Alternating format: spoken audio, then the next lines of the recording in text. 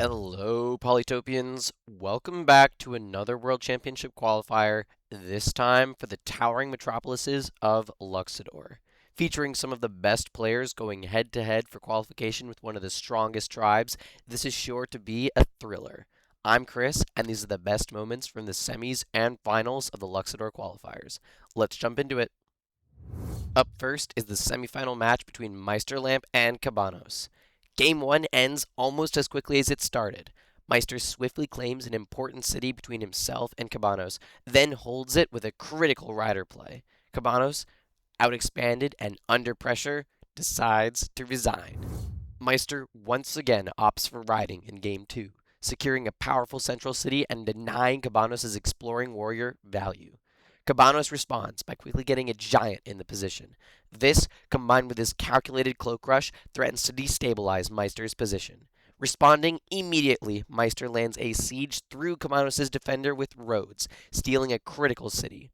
After some excellent maneuvering to maintain control of the position, Cabanos realizes there is no hope of a comeback and resigns. Meister paves his way to the finals. Our next semifinal match is between two seasoned pros, Arthur, the reigning world champion, and Bossman. The first game between the two features a passive expansion suite from both players, who quickly claim the villages on their respective sides of the middle lake. However, not everything about the position is equal. Arthur's early meditation ruin allows him to go straight into philosophy on turn 9. From there, he goes into mathematics, and uses his altarpiece monument to score a beautiful central giant. Bossman, not to be outdone, responds with mathematics himself, using a tactical border growth to shut off Arthur's port connections. After an intense back and forth around the final unclaimed village, Arthur decisively strikes with his scouts, hitting a catapult and bringing a juggernaut closer into range to secure the village. Bossman, realizing his window of victory is closing, lands a devastating double siege on Arthur's position, forcing him to use most of his stars to defend. With the game on the line, Bossman makes one last play for the win, throwing a full HP juggernaut into Arthur's lightly defended middle city. Arthur demonstrates his prowess with a clutch explorer, using Eye of God and Grand Bazaar monuments in tandem to Houdini the Giant and take home the win. Game 2 is decided over water, and it is Bossman who plays for that advantage. Starting off with fishing, Bossman quickly claims a bountiful village in the center of the lake.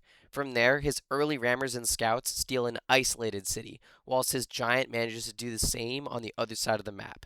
Out of options and caught between a rock and a hard place, Arthur resigns. Arthur makes the most of his city disadvantage in Game 3, using a brilliant catapult push and a cheeky rider siege to gain tempo on his attack. Bossman threatens to break apart his defense with roads, but it stands tall as Bossman's only giant falls. Arthur, still not out of the woods yet, finds an opening on the other side of the map. His juggernaut and rammers combine to help him steal a critical city from Bossman, opening the door for naval dominance. In the end, a well-timed night chain and a threatening siege blows the position wide open, leaving Bossman too far behind to make a comeback. Arthur will face Meister in the finals. It all comes down to this. Two of the best live game players facing off to see who will represent Luxidor on the world stage. Game 1 showcases two entirely different playstyles for this versatile tribe. Whilst Meister plays for the early giant, Arthur opts for an aggressive, early game strategy by getting riding and roads. Unfortunately, his lack of vision on Meister's position is his downfall, and he fails to secure a fourth city, ultimately losing it to Meister's giant.